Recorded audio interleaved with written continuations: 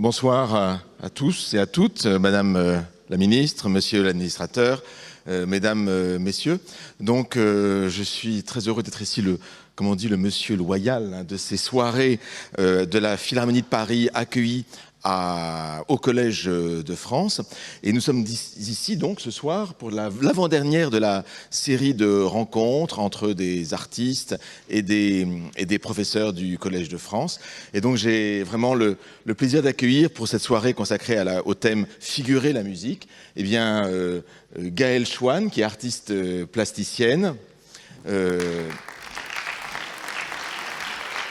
Patrick Boucheron, professeur ici sur la chaire d'histoire des pouvoirs à la Renaissance et qu'on ne présente pas ici. Et évidemment, Chloé Cambrelin, qui est l'animatrice et l'instigatrice de la soirée. Donc voilà, je te laisse la parole.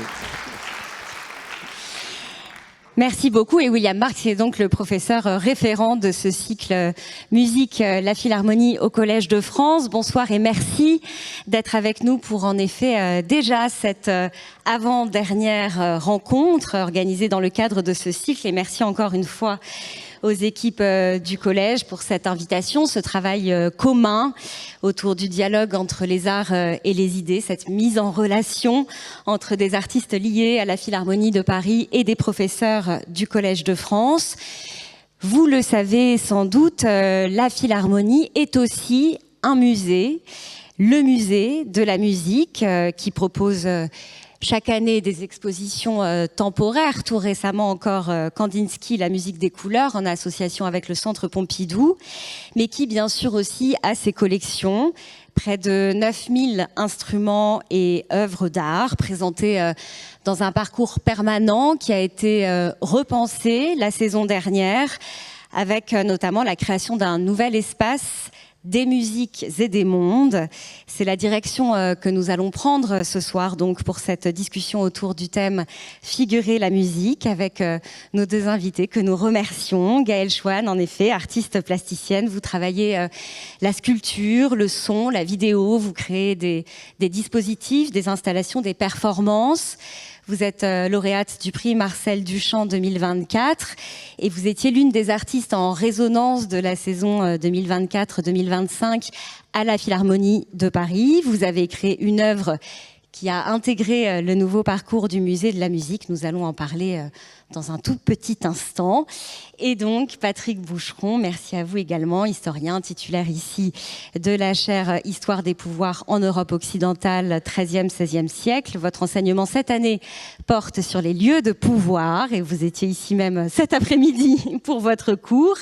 C'est l'occasion de rappeler, car c'est vraiment précieux, que tout cela est disponible en ligne également. Parmi vos ouvrages, je cite le plus récent, bien sûr, Peste Noire aux éditions du Seuil, mais aussi la nouvelle édition de l'Histoire mondiale de la France que vous avez dirigée au Seuil également. Et puis parmi vos livres plus anciens, Conjurer la peur, essai sur la force politique des images, Sienne 1338, qui est disponible en poche aux éditions Point. Et puis je cite aussi Faire musée d'une histoire commune, qui était en 2019 le rapport de préfiguration de la nouvelle exposition permanente du Musée national de l'histoire de l'immigration, puisque vous aviez présidé le comité scientifique en charge de cette refonte qui a abouti, elle, en 2023, année où vous avez vous-même présenté, proposé différentes installations et performances, Gaëlle Chouane, dans ce musée de la Porte Dorée. Et puis enfin, je rappelle également votre émission sur France Culture, Patrick Boucheron, Allons-y voir, le dimanche à 14h. Alors, nous allons donc tout de suite entrer avec vous, Gaëlle Chouane, dans ce musée de la musique où se trouve donc, depuis la refonte du parcours permanent, dans cet espace que vous voyez ici, vous en voyez une partie des musiques et des mondes. L'une de vos œuvres, Je suis son, je suis esprit, c'est ce que vous voyez à la droite de l'image. On va voir différentes images, maintenant c'est à gauche. D'abord, peut-être, pouvez-vous nous expliquer, nous dire comment vous avez reçu cette proposition qui vous était faite de créer une œuvre pour le musée de la musique, comment vous avez abordé, finalement, reçu et abordé cette proposition et peut-être les questions que ça vous a posé au départ, en tout cas. Alors, oui, pardon.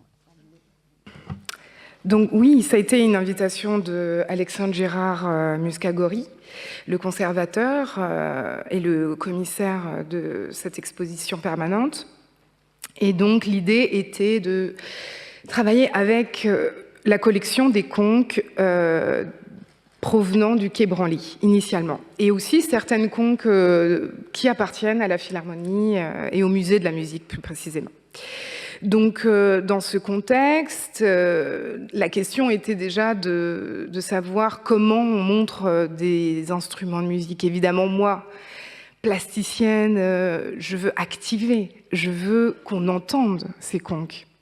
Donc, pour moi, c'est évident. On est dans un musée de la musique, donc le son doit être émis quelque part. Donc, c'est ce que j'ai fait, mais dans un second temps. L'œuvre principale est donc un enchevêtrement de tiges, de racines, de laitons qui tiennent ces conques qui viennent de provenances très, très, très différentes. Nous avions, avec Alexandre et aussi Nicolas Prévost, qui est ethnomusicologue, créer des critères pour permettre la sélection des conques qui étaient d'abord géographiques, parce que je me suis rendu compte, j'ai découvert dans ces recherches que les conques sont activées, jouées partout dans le monde, et notamment, plus précisément, dans les montagnes, ce qui n'est pas forcément la logique. Et donc, l'idée était déjà de montrer des conques de continents différents. Et ensuite, le deuxième critère était esthétique, mais surtout énergétique, vibratoire.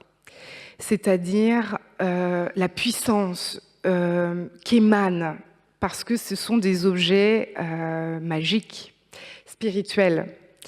Et donc, dans ce contexte-là, il était important aussi de prendre en compte cet élément-là.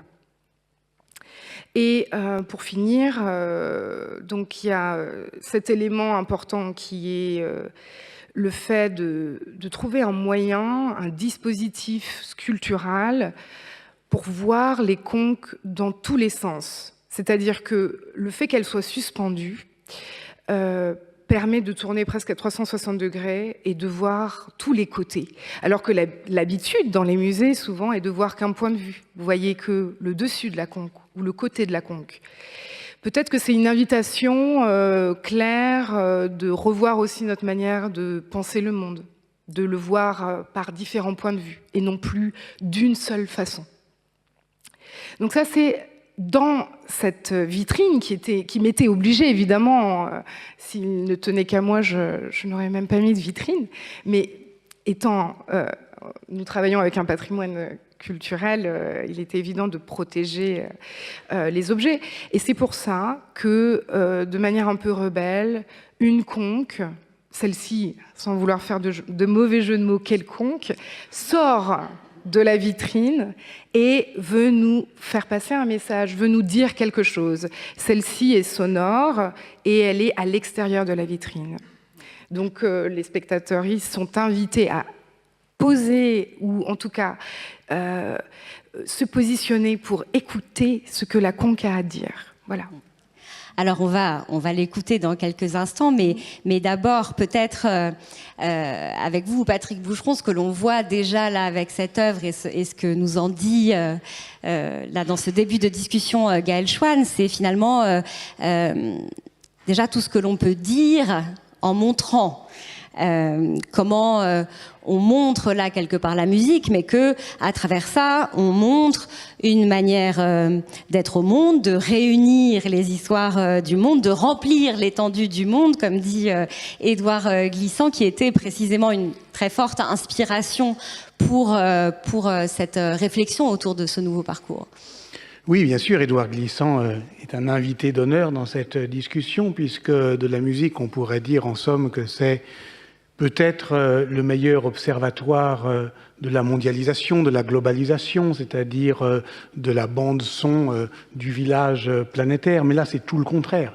C'est justement l'archipel de Glissant, c'est le tout-monde, c'est-à-dire la diversité des sonorités, des consonances et aussi de, comme vous le dites si bien Gaël, de tout ce que ça peut nous faire encore aujourd'hui. Moi, je suis très admiratif d'abord de votre intervention dans cette galerie, une intervention vivante, vibrante, on va l'entendre d'ailleurs, et puis de la galerie elle-même, parce que c'est pas facile de faire un musée de la musique. Et c'est encore moins facile quand on est dans cette section des musiques du monde, des ailleurs, des lointains, où là, d'une certaine manière, si on a, qu'est-ce qu'on a à exposer, qu'est-ce qu'on a à voir, et on y reviendra peut-être sur la question de ce que c'est que figurer la musique, ce qui est au fond paradoxalement voilà, une difficulté insurmontable et encore davantage lorsque effectivement on est hors de nos habitudes, loin de notre bande-son quotidienne. Donc on va dire, on expose des instruments. Mais le musée alors est un cimetière. C'est la même question d'ailleurs que celle du quai Branly, c'est-à-dire qu'on rassemble et on dévitalise. C'est-à-dire que tous ces objets sont arrachés à leurs usages. Et donc, c'est à la fois très beau et très triste. Et pour que ça ne soit pas triste, il faut les faire jouer. Il faut que ça soit un espace enjoué, en fait. Et c'est ça que les conques, effectivement, de Gaël Chouane réalisent. Alors, il faut dire quand même, là, c'est le petit moment juste où on précise que, justement, cette question, évidemment, de mettre des instruments sous vitrine est une question d'origine de ce type de musée, bien sûr, et que c'est pour ça qu'il y a, malgré tout, tous les jours des concerts dans ce musée pour que, voilà, garder cette dimension sonore, mais bien entendu, tous les instruments conservés ne peuvent pas être joués, et donc, bien sûr, la question demeure. Alors, peut-être encore avant d'écouter, effectivement, la composition que vous avez réalisée, Gaël, autour de cette œuvre, vous nous avez aussi donné ces images-là qui montrent le dispositif et finalement ces fils de laiton, c'est ça, qui relient ces différentes conques et donc on peut aussi dire peut-être les différents continents d'où elles viennent et qui par ailleurs transmettent cette vibration qui vous est si chère aussi. Oui, tout à fait. Bon, ça c'était le premier croquis préparatoire évidemment. Le quai Branly a un peu peur quand il a vu ce dessin parce qu'ils se sont dit bon, comment vont tenir les conques? Mais effectivement, c'était plus une manière de figurer ma volonté de créer des cordes comme ça, presque, en tout cas des fils, des racines, comme je l'ai dit tout à l'heure, quelque chose qui relie et en même temps qui se noue, se dénoue dans des histoires coloniales, mais tout d'un coup qui se retrouvent unifiées dans ce musée. Et pourquoi, comment, donc c'était aussi la volonté de ce musée d'expliquer l'origine de ces objets. Pour revenir au son qui est joué dans l'installation et dans le musée, ce ne sont pas malheureusement les conques du quai Branly, parce que la demande m'a été refusée pour des questions de patrimoine. Je n'ai pas plus d'informations. Et donc, c'était très frustrant. Mais heureusement, Nicolas Prévost, qui est aussi musicien et un très grand collectionneur de conques, avait tout un panel de conques qu'on a pu enregistrer au sein de la Philharmonie. Et aussi, j'ai fait une demande au quai Branly quand nous sommes allés sélectionner les conques. J'ai fait une demande à rester seule dans l'espace. Et en fait, c'est quelque chose qui m'accompagne depuis plusieurs années. Voilà, c'est ce don de canaliser des messages. Donc j'ai voulu entendre et retranscrire la vibration que ces objets m'offraient comme message. Et finalement, c'est les enregistrements qu'on va entendre là de ma voix ont été faits directement dans le quai Branly, dans les salles, quand j'étais en dialogue, en connexion avec ces objets. Certains sont, donc je ne l'ai pas précisé, mais de tous les continents, Europe évidemment, mais Polynésie française, Madagascar, Nouvelle-Calédonie, Papouasie-Nouvelle-Guinée. Certains ont des ajouts végétales de cheveux, de poils, de chauves-souris, c'est incroyable. Donc ce sont des objets qui ont eu des fonctions, comme vous le disiez. Et ça, je l'ai découvert quand j'ai discuté avec elle, entre guillemets. Et en fait, tout ce que je disais, finalement, se recoupait avec les recherches de Nicolas Prévost. Donc, on était quand même alignés là-dessus. Voilà. Alors, on va donc écouter un extrait de donc, cette bande sonore que vous avez composée et qui fait partie de l'œuvre.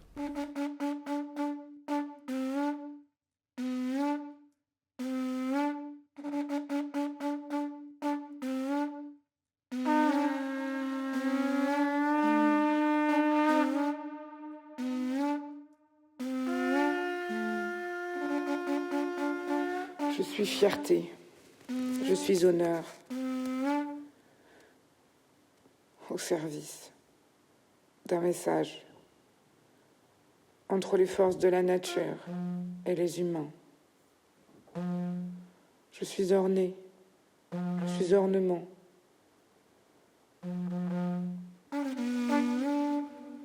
Je suis mort pour honorer un groupe d'humains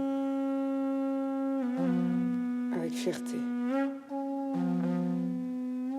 En tant que minéral,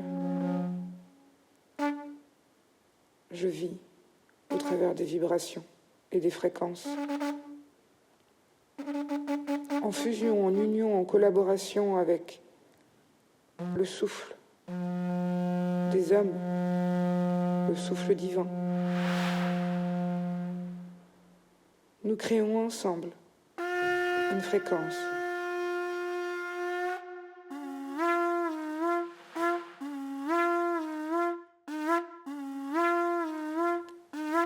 On m'a choisi parmi des millions. Parmi des millions de coquillages, on m'a choisi pour cette fonction, cette mission. Aujourd'hui, je souhaiterais vibrer de nouveau.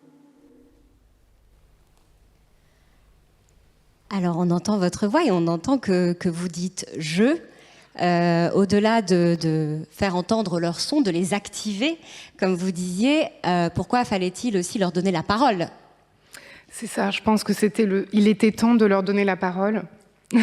Et je voulais préciser que la composition, elle a été faite par l'artiste Kim Kan, donc avec qui j'ai collaboré. Donc en fait, on lui a donné... on a fait tout un enregistrement de sons, de conques, et ensuite on a discuté avec Kim Kan pour créer une composition musicale et venir amener la parole sur ce son. Effectivement, quand je canalise des messages, je deviens un messager, une messagère. Donc c'est vraiment le jeu, c'est le je suis son, je suis esprit.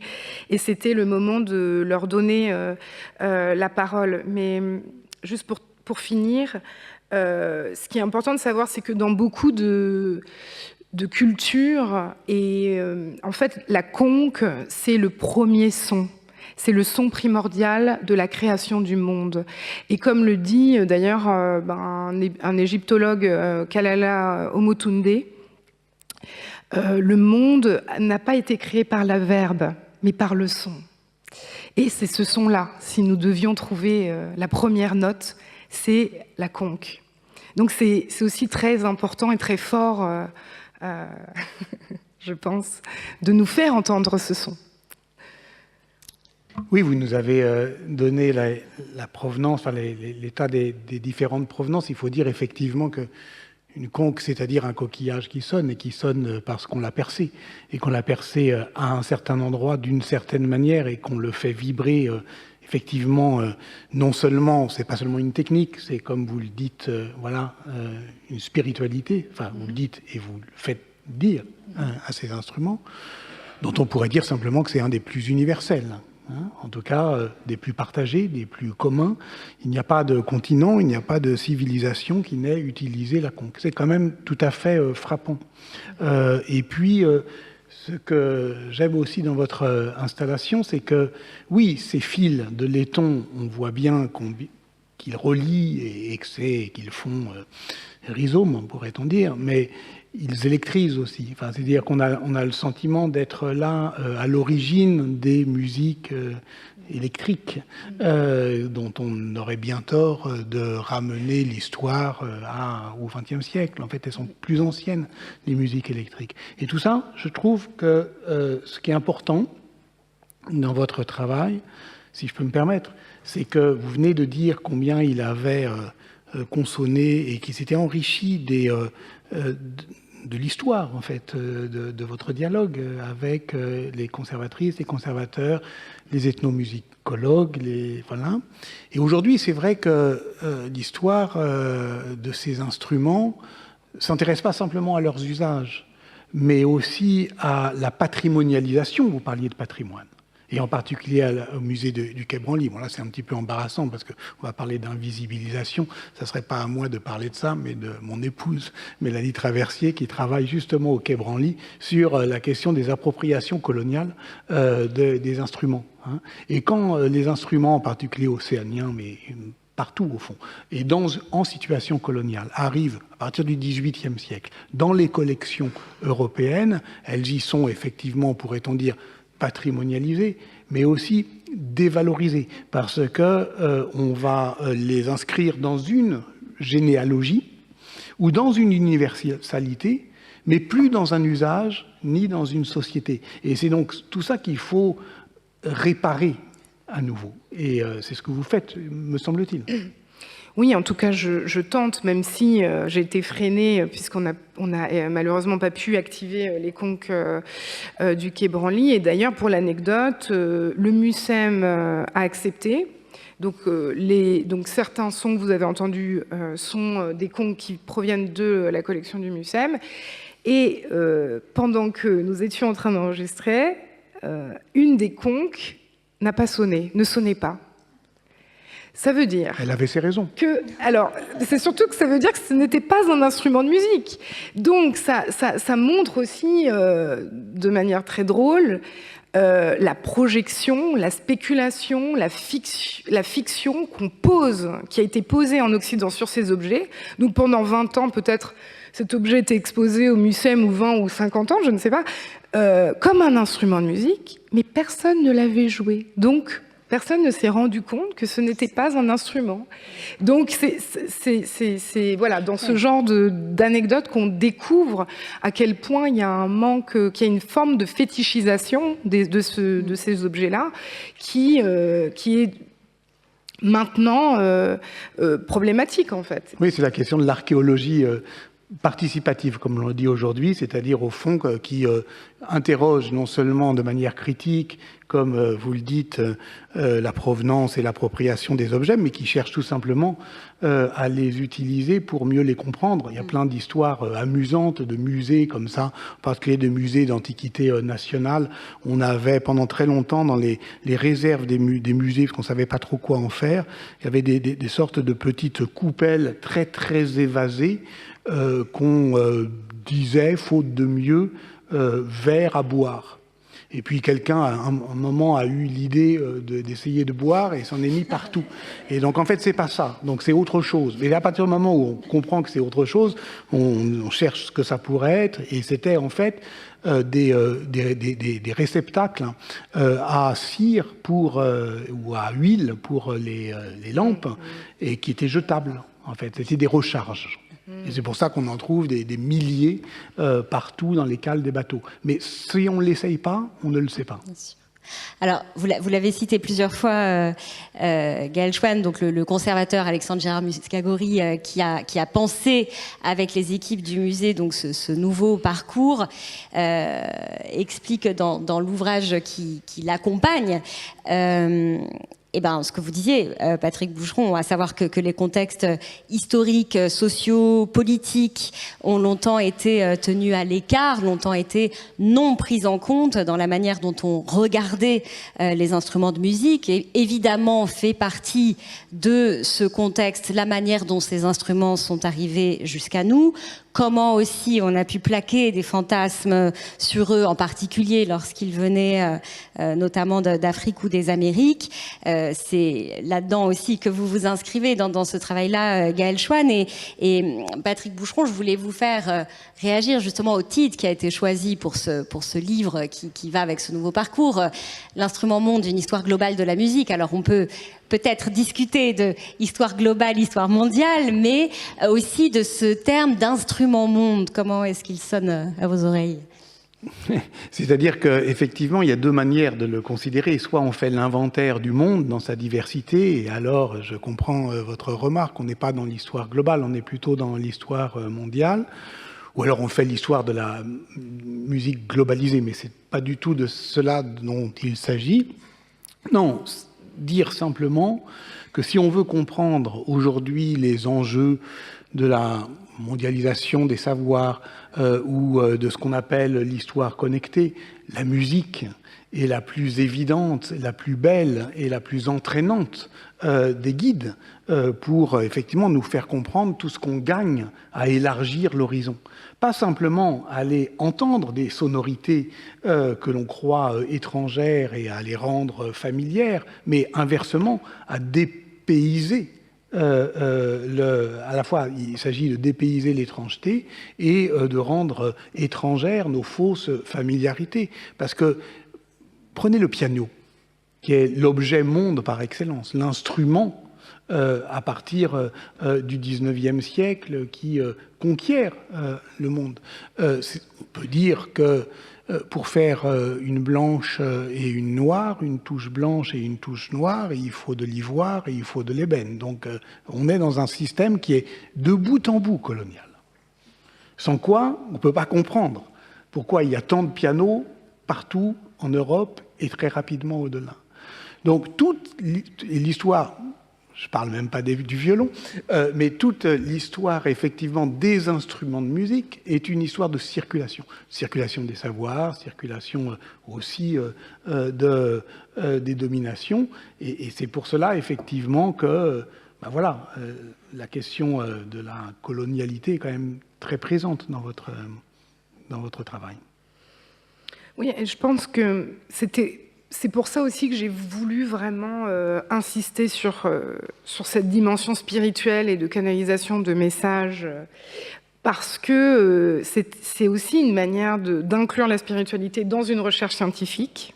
Donc c'était ça aussi l'enjeu avec Nicolas et Alexandre, et aussi de pointer au passage du doigt ce regard occidental qui se veut scientifique ou très neutre, objectif, alors que si on va chercher un peu, évidemment, il y a une dimension affective qui est très forte, étrange, et du coup, cette dimension coloniale, c'est ça, c'est ce regard posé sur l'autre, mais sans vraiment écouter ce que dit l'autre, ou prendre simplement ce qu'on veut et sans considération de ce qu'est l'autre. Et c'est ça qui est à réparer aujourd'hui dans nos musées en France et dans les comportements en général, en fait.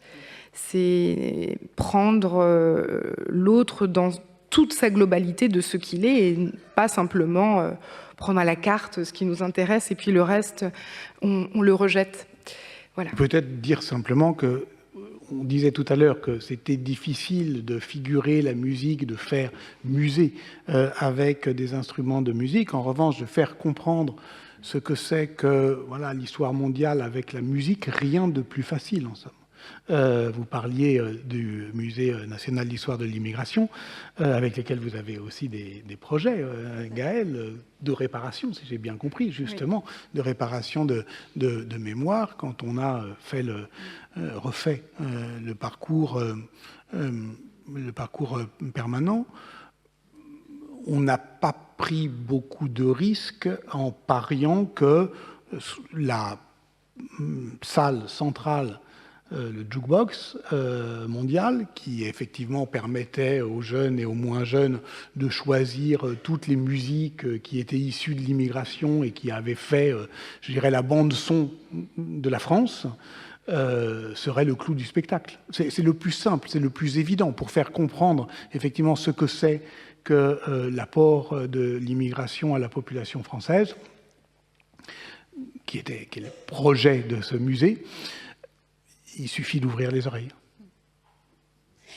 Et puis, aussi, la musique peut aussi donner des clés visuelles, et ça c'est juste une parenthèse, mais parce que ça résonne aussi quand même un peu avec ce que vous dites, Patrick Boucheron, quand vous aviez consacré une émission sur France Culture à l'exposition Paris Noir, qui a eu lieu l'année dernière, au Centre Pompidou. Vous aviez choisi d'y entrer par la musique, en notant justement, parce que effectivement ça se voyait dans cette exposition, en notant voilà, de quelle manière finalement la musique avait donné aux arts visuels de quoi représenter les luttes. Oui, mais inversement, si je voulais ramener ma fraise médiéviste, je dirais que de tout cela, de tout ce que vous dites, Gaël Chouane, on pourrait trouver aussi des référents, et en particulier la question de l'inspiration. On se posait la question, Chloé, de ce qu'on allait pouvoir chercher dans l'idée même de figurer la musique. Figurer la musique dans... c'est pas simplement faire voir les instruments de musique. C'est donner à comprendre, à sentir, à ressentir l'élan musical, ce que vous appelez la spiritualité. Et il n'y a pas une enluminure médiévale qui ne représente à la fois l'un et l'autre, c'est-à-dire des instrumentistes et puis l'ars musica, les sphères et cette inspiration qui est aussi une élévation. Donner à voir, donner à penser, et nous allons continuer avec toujours en nous appuyant sur votre travail, Gaël Chouane, essayer d'expliquer la manière dont faire voir peut aussi être une façon de faire entendre, et donc là on retourne un peu peut-être l'idée de départ avec une autre de vos œuvres. C'est une vidéo qui est titrée The Sea Says Nothing, que vous avez créée je crois au début en 2015 et qui a été présentée dans différents contextes, de différentes manières, à différents endroits, sous différentes formes aussi. C'est une vidéo, on en verra un peu après, mais le point de départ de ce travail est la musique. Alors peut-être que vous pouvez nous en parler déjà de ce point de départ, de la genèse de cette œuvre et comment finalement cette œuvre visuelle part d'un besoin de faire entendre. Oui, alors pour cette vidéo, qui n'est pas qu'une vidéo d'ailleurs, donc la genèse commence en 2015 quand je rencontre à Montréal Françoise Forêt, qui est une vieille amie de Carmen Brouard, qui est décédée, que je rencontre et qui me donne les partitions de Carmen en me disant voilà, Carmen Brouard était une compositrice, pianiste, amie de Ravel. Elle a passé du temps à Paris, mais elle n'a pas été réellement connue, ou très brièvement. Je veux que tu joues son œuvre. Donc, ok, donc je prends les partitions et j'ai cette mission. Et donc en 2018, à Amsterdam, j'arrive à trouver un moyen pour figurer la musique de Carmen au travers de cette vidéo qui s'appelle The Sea Says Nothing et qui devient en fait un cinéma muet. Donc la vidéo est projetée et nous avons un pianiste et un violoniste qui jouent en live.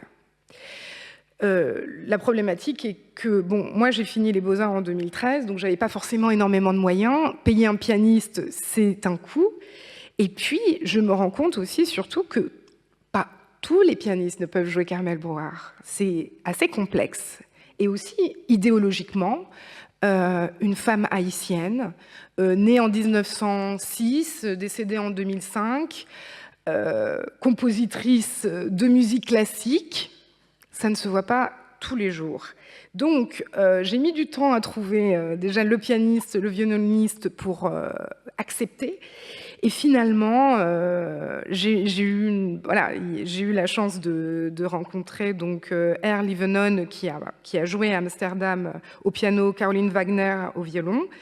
Ensuite, ça a été joué à Los Angeles la même année, ensuite à New York. Et ça a mis quelques années, donc en 2020, ça a été joué pour la première fois à Paris, pendant un événement à Pompidou-La Villette. C'était organisé en collaboration. Et donc l'œuvre a grandi comme ça. Mais voilà, l'idée c'était de faire un hommage à cette compositrice de piano, très peu connue, qui a passé quand même une bonne partie de sa vie à Paris, donc qui aurait pu avoir cet accès et qui est découverte que maintenant.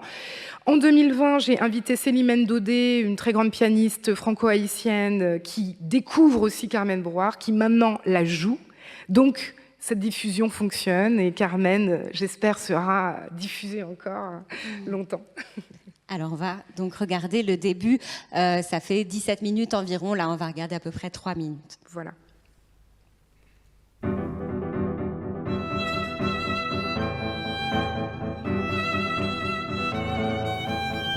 Et puis, le reste du monde.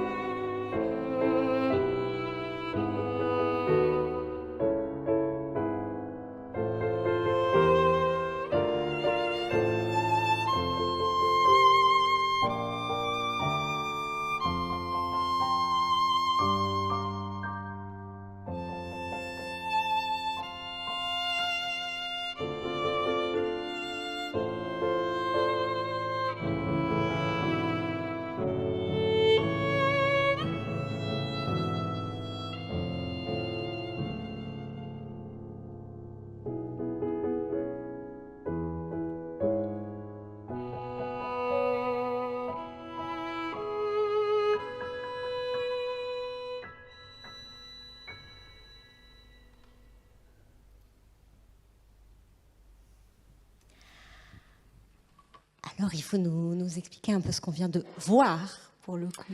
Oui, alors déjà, c'est la sonate vaudouesque en 3 mouvements de 1966. Vous pouvez entendre la qualité musicale, les tambours qui sont signifiés d'une manière ou d'une autre avec le piano.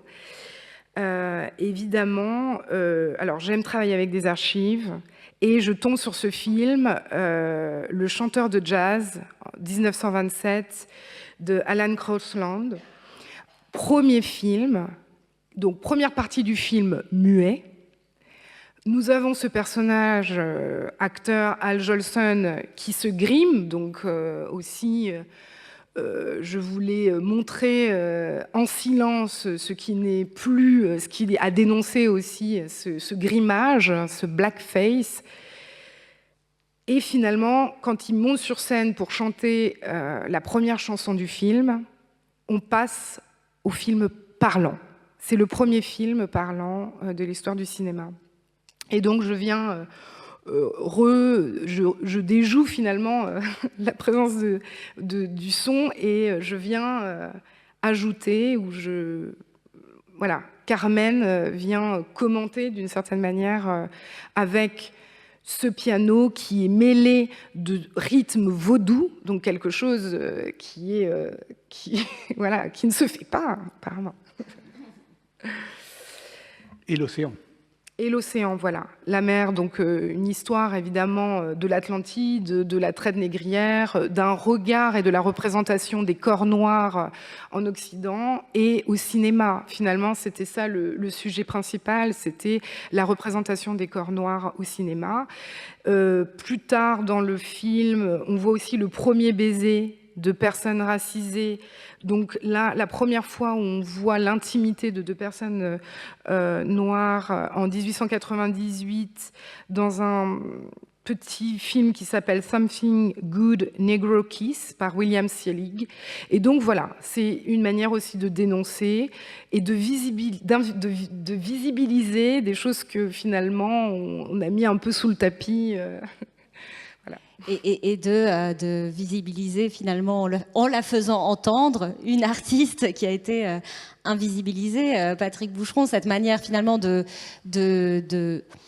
donner à voir, donner à entendre comme façon de porter à notre attention, en fait. Là, c'est ça qui est... Bah oui, c'est une œuvre de connaissance et de reconnaissance, de justice, mais une œuvre d'abord. C'est ça qu'on entend et c'est ça qui est important. C'est-à-dire que tout le travail actuellement de restauration du patrimoine, qui est un travail très important hein, et qui a commencé il y a quelques années, mais qui ne cesse au fond de mobiliser des artistes, des universitaires, des institutions publiques, il faut le dire, l'industrie musicale, la DAMI, etc. C'est un grand chantier et dont on comprend bien aujourd'hui qu'il ne s'agit pas simplement encore une fois, de réparer. Il s'agit de ne plus se priver d'un trésor. Voilà, c'est-à-dire que c'est juste une perte qu'on peut tenter on peut ouvrir ses oreilles à cette...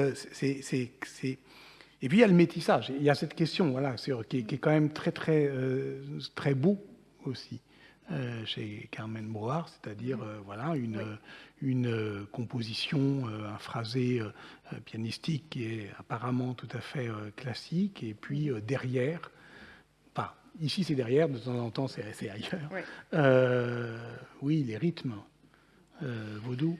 Oui, voilà, ce métissage qui montre aussi comment une forme d'anthropophagie culturelle qui fait que si on prend le meilleur de plusieurs cultures, ça donne ce genre d'œuvres très atypiques et très puissantes. Et je pense que pour rajouter un commentaire, effectivement, je pense que ce travail de déconstruction, de dénonciation, de mettre et de rendre visible est concret. C'est-à-dire que c'est plus, et ça ne doit plus être que des mots, comme cette vitrine où on voit un objet et qu'on dit c'est ça, mais de l'action et de la mise en action, de la mise en valeur et du partage sincère et bienveillant. Et de la performance aussi. C'est vrai qu'à la fin, il faut que ça fasse quelque chose. C'est ça. Il faut que ça fasse quelque chose dans le parcours de visite, dans l'émotion esthétique. Ça me fait penser, moi j'ai eu la chance d'échanger avec Amalia Laurent, je ne sais pas si vous connaissez, à la Villa Médicis, qui travaille, elle, qui est franco-indonésienne et qui travaille sur le gong javanais, qui est pas un instrument, qui est un orchestre. Le gamelan, oui. Hein, voilà. Où chacun, comme un piano, où chacun est une touche. Et donc il faut jouer à 15-20, etc. Et qui a réussi, là encore, commande publique, à créer sa pièce à la Sainte-Chapelle. Et parce que ce qui est en jeu, ça me fait aussi beaucoup penser à votre travail, c'est ce rapport apparemment étrange, déplacé ou dépaysé, à la spiritualité. Parce que c'est ça, au fond, figurer la musique, ça reste quand même fondamentalement donner à voir ce sentiment d'élévation. Voilà.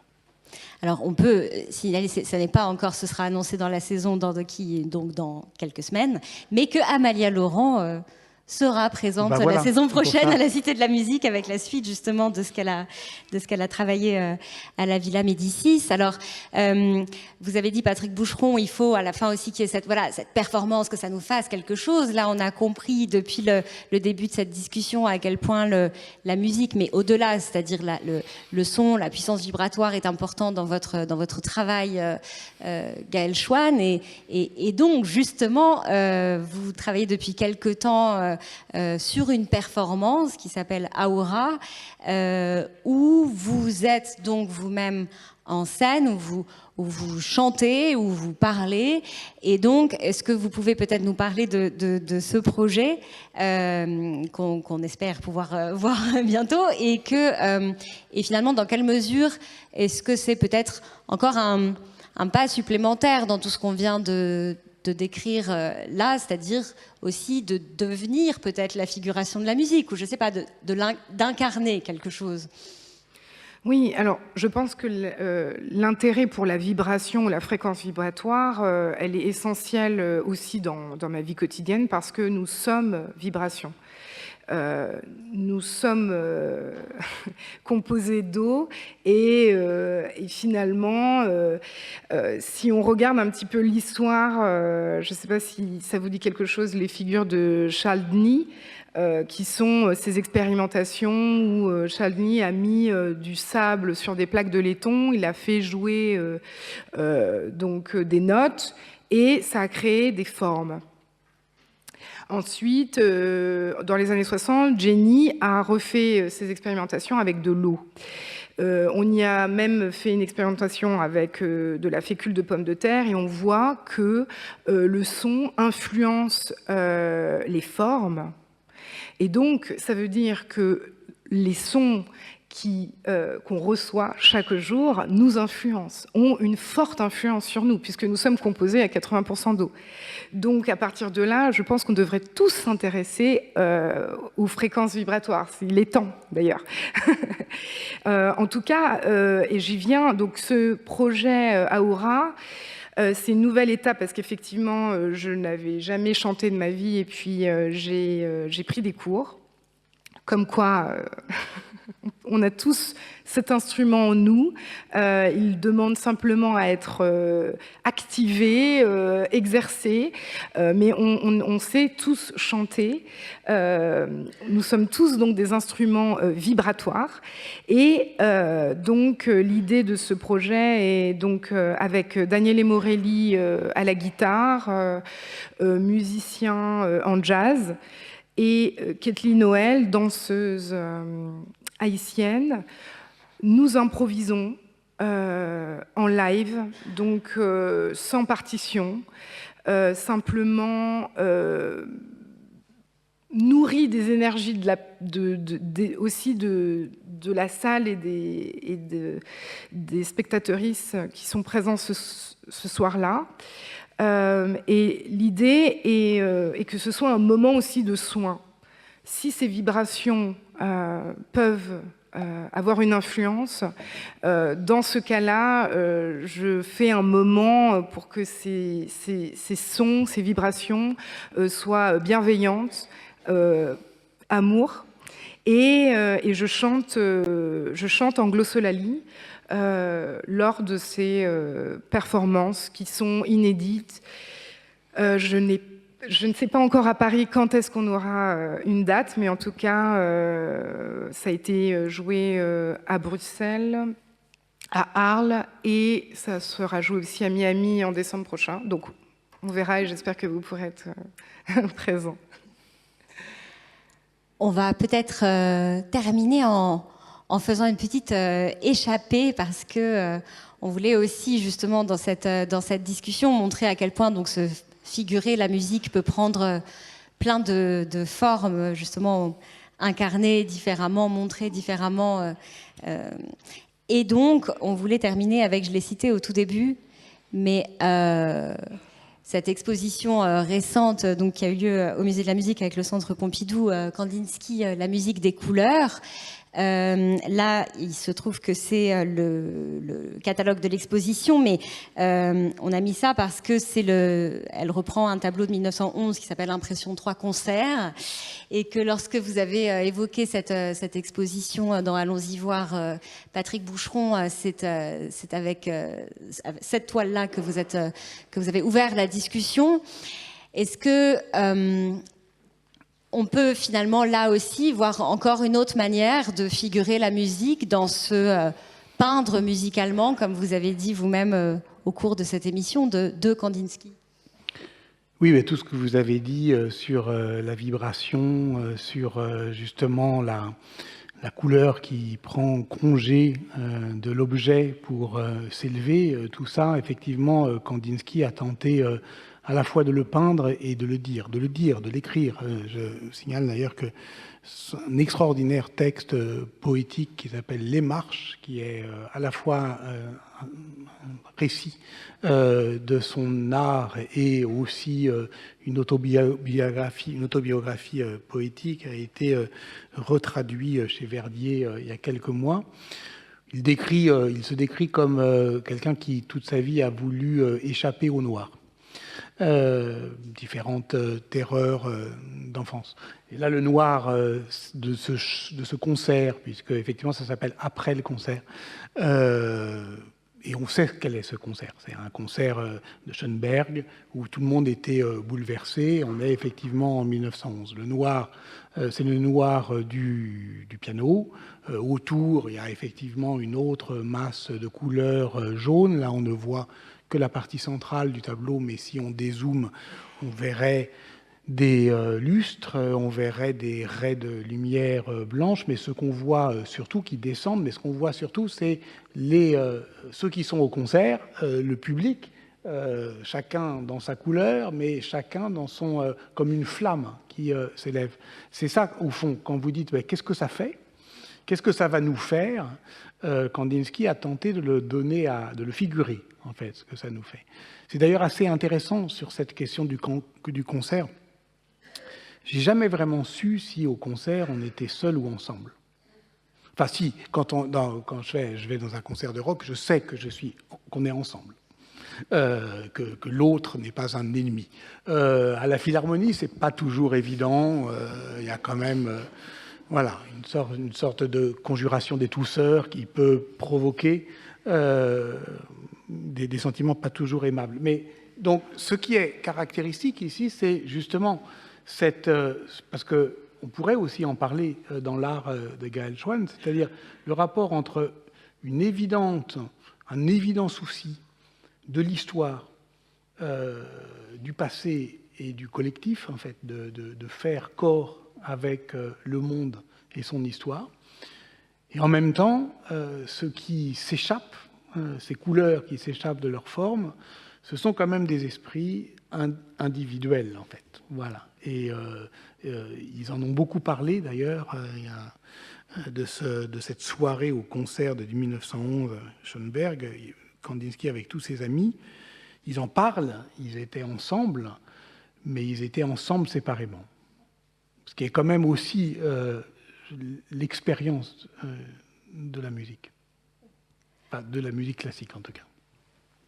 Et ce qui est en même temps, là c'est peut-être un peu osé ce que je vais faire, mais ce qui est aussi, parce qu'on a commencé avec lui, et ce qui est aussi très glissant, c'est-à-dire c'est chacun différent dans la relation, mais on ne se perd pas en étant en relation avec les autres, et finalement on y revient quand même. Gaël Schwann, peut-être si vous voulez rebondir sur ce qui a été dit, et pour reboucler aussi sur ces échappées, c'est vrai qu'on est passé un peu vite sur cette conque qui n'est pas dans la vitrine.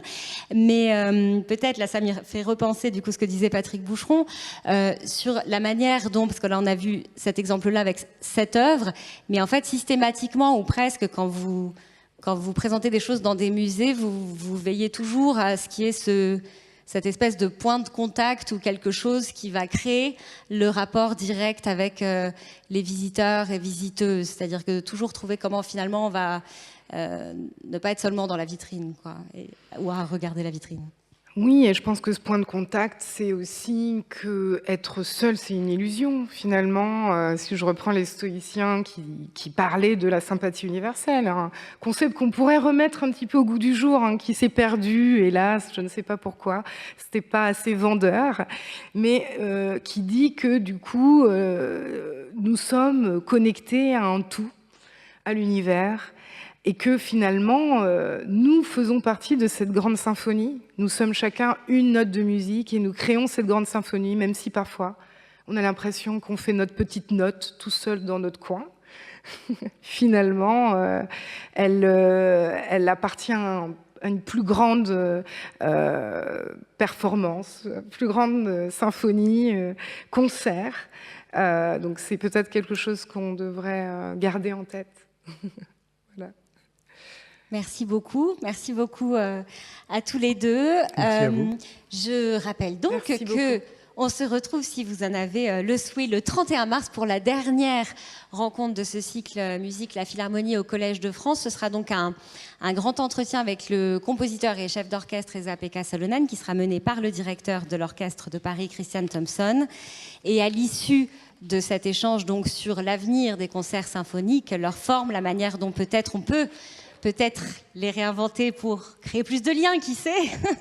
À l'issue donc de cet échange, il y aura justement un concert proposé par des musiciens qui font partie de l'Orchestre de Paris, mais qui seront là en formation quatuor. Donc c'est le Page Blanche Quartet. Donc vous êtes toutes et tous les bienvenus le 31 mars. Merci beaucoup et merci à vous deux.